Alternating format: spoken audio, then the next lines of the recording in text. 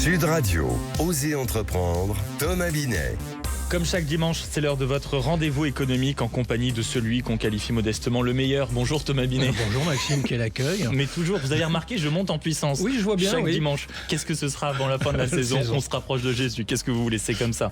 Au programme d'Oser entreprendre ce matin. Eh bien Maxime, comment une marque de meubles peut devenir un symbole mondial du design? Je vous raconte l'histoire de Roche-Beaubois entre créativité, audace et stratégie internationale. Et on parlera aussi d'un sujet qui dérange, mais qui décide de tout, la vente, avec Bastien Pellissier, fondateur de l'Académie des vendeurs super conscients. Pourquoi vendre fait peur et pourquoi c'est pourtant la clé de tout business. Et puis une réalité que beaucoup refusent de voir, une idée ne vaut rien tant qu'elle n'a pas de clients. Avec Alexandre Lacharme, on donnera un prolongement justement à notre interview et on va voir pourquoi entreprendre, ce n'est pas seulement créer, c'est convaincre et s'adapter. Ecorezo Business, le magazine de référence pour entreprendre, présente Sud Radio, Osez entreprendre, la saga des entreprises.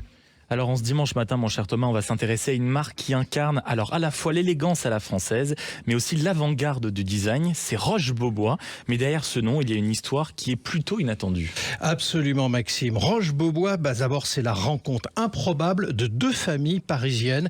Les Roche, spécialisées dans le mobilier contemporain, inspiré du Bauhaus. Alors c'est un courant artistique, pour ceux qui l'ignorent, qui a été créé en 1919 à Weimar en Allemagne et qui signifie la maison de la construction. Et puis les Chouchan qui vendaient leurs meubles sous l'enseigne au Beaubois, bois beau comme la beauté justement, et qui est devenu Beaubois, B-O-B-O-I-S. En 1960, ils unissent leurs forces après un coup de foot professionnel au salon de Copenhague. Ensemble, ils importent du mobilier scandinave et lancent leur tout premier catalogue commun. C'est le début d'une saga française du meuble design. Et la marque va d'ailleurs très très vite imposer son style en pleine révolution des intérieurs, il faut le dire. Exactement, dès les années 70, Roche-Beaubois sent que le salon devient le cœur de la maison, le canapé devient roi, la collection Les Contemporains cartonne, puis viennent les provinciales et les voyages. Chaque décennie, une nouvelle ambiance, un nouveau style.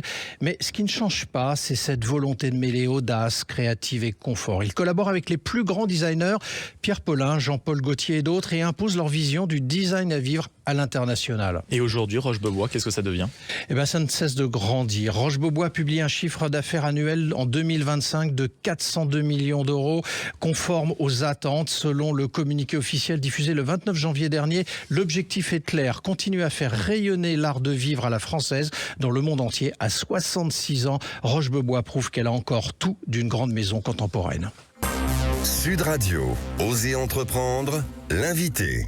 Thomas, nous sommes avec Bastien Pellissier, qui est fondateur de l'Académie des vendeurs super conscients. C'est un programme qui a déjà accompagné, écoutez bien, plus de 2000 vendeurs et entrepreneurs. Oui, et puis Bastien Pellissier est aussi l'auteur d'un livre et tes clients te diront oui. Je le montre à la caméra pour ceux qui nous suivent sur sudradio.fr ou sur l'ensemble des réseaux sociaux, édité aux éditions J'ai lu.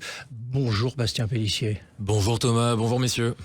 Bastien Pellissier, vous dites quelque chose d'assez fort dans votre livre. Le problème, ce n'est pas de vendre, c'est que les gens détestent les vendeurs, donc la corporation, soyons très clairs. Est-ce à dire que vendre, c'est devenu suspect de nos jours ? C'est devenu suspect quand aujourd'hui les vendeurs les plus célèbres du monde s'appellent Jordan Belfort, le loup de Wall Street, connu pour avoir arnaqué des milliers de personnes. Et même aujourd'hui, chaque métier, on va dire, a ses brebis galeuses. On connaît tous des vendeurs en porte-à-porte qui sont capables de vendre des fenêtres hors de prix à des personnes qui n'en ont pas besoin, des personnes âgées. Donc oui, le problème c'est qu'aujourd'hui, les gens ont une méfiance réelle envers les vendeurs et on peut pas leur en vouloir parce que malheureusement, encore une fois, c'est normal de le penser. Est-ce à dire que vendeur, arnaqueur, c'est le même combat pour certains ? Alors non, en tout cas moi aujourd'hui c'est ce que j'essaye de défendre. C'est ce que vous voulez dire, oui. C'est évidemment ce que j'essaye de défendre, c'est-à-dire qu'aujourd'hui c'est pas parce qu'on est capable de vendre un steak à une végane qu'il faut le faire. Non, aujourd'hui les bons vendeurs c'est ceux qui vont réussir à comprendre qu'est-ce que la personne en face a vraiment besoin, et si on a un bon produit et qu'on est capable de changer quelque part la vie des gens, vraiment les aider, et là en effet il faut utiliser les techniques de vente pour les aider et réussir à le faire. Bastien Pellissier, dans votre livre vous donnez une méthode, justement vous expliquez que la clé ce n'est pas de convaincre mais de donner envie d'acheter. Exactement. Avec tous ceux qui argumentent, ils font fausse route du coup? Exactement. Aujourd'hui, Thomas, je suis supporter du plus grand club de foot de l'histoire, l'Olympique de Marseille. Et si vous n'êtes pas d'accord avec moi, et je vois que dans le studio, tout le monde n'est pas d'accord avec moi. Il y a des doutes. Vous êtes juste à Boulogne, mais bon, allez-y. Si on se pose sur une chaise et que j'essaye de vous convaincre que l'OM est le meilleur club du monde, eh ben, je pense qu'à la fin de notre joute verbale, vous serez encore plus convaincu que l'OM n'est pas le meilleur club du monde, et moi, je serai encore plus convaincu qu'il l'est. Et donc, l'idée, non, c'est justement pas de convaincre, mais utiliser dans le livre, j'explique ce qu'on appelle le procédé d'influence émotionnelle par la question. C'est de par les questions qu'on va formuler, de par les questions qu'on va poser, faire comprendre et donner envie à la personne de changer son avis, ou en tout cas de comprendre qu'elle a besoin d'acheter ou autre. Alors justement, vous commencez votre livre en racontant une scène où vous vendez sans parler du produit. On nous apprend à parler de notre produit, c'est les fameuses formations de technico-commerciales. Est-ce que le vrai problème des entrepreneurs aujourd'hui, c'est qu'ils parlent trop d'eux et pas assez du client ? J'en suis intimement convaincu, vous savez, le test... Peut-être un peu comme dans la vraie vie d'ailleurs. Exactement, comme dans la vraie vie. Vous savez, les gens, ce qui les intéresse, c'est de parler d'eux et de rien d'autre. Et le problème, c'est que c'est le fameux test « Vendez-moi ce stylo ». Aussi On en galvaudé. parlera tout à l'heure de ce test. Avec grand plaisir. Mais le problème, c'est de ne pas regarder en effet le produit et au contraire, de regarder la personne en face. C'est de loin le plus important. Et quand on tombe amoureux de son produit, on en oublie que le plus important, c'est le client en face. Et donc, en effet, on n'arrive pas à vendre. Alors, vous incitez énormément dans votre livre justement sur la psychologie et les émotions. Vous avez commencé à nous en parler il y a un instant. Est-ce que finalement la vente, c'est plus de la psychologie que du business ? Pour moi, c'est de la psychologie au service du business. C'est-à-dire qu'aujourd'hui, peu importe ce qu'on vend, peu importe où on le vend, c'est un être humain face à un autre être humain. On parle de C2C, de B2C, de B2B. Moi, j'aime bien le H to H, c'est-à-dire human to human. Et aujourd'hui, c'est ça. C'est un être humain qui parle à un autre être humain. Et donc, bien évidemment qu'il faut utiliser ensuite la psychologie pour faire fonctionner notre business. Alors, vous avez créé le fameux protocole Trust. Vous allez nous expliquer ce que c'est. Alors, moi, je me souviens de Trust dans les années 80 avec Bernie bon voisin, mais j'imagine que c'est pas tout à fait la même chose. Pour booster la confiance, c'est quoi l'erreur mentale la plus fréquente chez quelqu'un qui veut vendre ? Ce que vous avez relevé. Le doute. Aujourd'hui, avant de faire un rendez-vous de vente, il faut être absolument convaincu qu'on est dans une bonne démarche. Il faut être sûr qu'on n'est pas un arnaqueur et qu'on est là uniquement pour voler la veuve et l'orphelin. Pas du tout. Il faut se dire que notre démarche est noble, qu'elle est honnête, qu'on est vraiment là pour aider les gens. Et aussi, il faut être absolument convaincu que notre produit va pouvoir aider les personnes en face. Le doute, c'est terrible. Si vous doutez, vous allez faire toutes les erreurs qu'il ne faut pas faire. Le mec qui doute, c'est le mec qui rentre dans un champ, il y a une bouse, il marche sur cette bouse. Et de la même façon, aujourd'hui, la personne qui doute, elle va poser les mauvaises questions. Si elle se dit oh là, la personne en face va dire que c'est trop cher, en effet elle va dire que c'est trop cher. Si la personne se dit oh là, mais il y a des concurrents qui sont meilleurs que moi, en effet les gens vont penser qu'il y a des concurrents qui sont meilleurs qu'eux. Donc non, aujourd'hui il faut avoir une confiance absolue en ce qu'on vend. Bastien Pellissier, vous êtes l'auteur de « Et tes clients te diront oui » pour ceux qui nous rejoignent dans cette émission. Je voudrais qu'on s'arrête un instant dans cette interview. Pourquoi ? Parce que, à vous entendre, c'est l'humain face à l'humain. Ça veut dire que la connaissance produit, la connaissance de l'entreprise, la connaissance de son métier serait moins important que tout le reste. Ça va à l'encontre de tout ce qu'on forme, de tout ce qu'on dit.